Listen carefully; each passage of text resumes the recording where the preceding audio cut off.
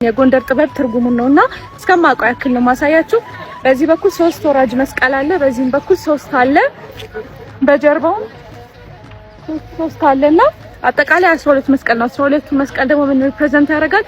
12ቱ ሐዋርያትን ማለት ነው። ከዛ ብዙ ጊዜ እዚህ ጋር የሚጠቀሙት ቀለም የቀስተ ደመናን ቀለም ነው።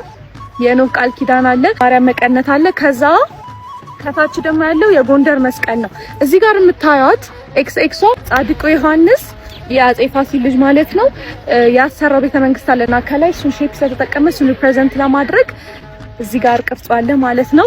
ከዛ የቀሚሱ መስቀል ላይ ይሄ እንደምታዩት ዚግዛግ ነው፣ ከስር መስቀል ነውና ጌታችን መድኃኒታችን ኢየሱስ ክርስቶስ በቀራንዮ ላይ ያደረገውን ጉዞ ሪፕሬዘንት ለማድረግ ነውና ድሮ ልብስ ሲሰራ ዲዛይኑ ጀስት በዘፈቀደኝ ሳይሆን የሚሰራው ሚኒንግ ያለው ተደርጎ ነውና ይሄ የጥንት የጎንደራውያን ጥበብ ነው ማለት ነው።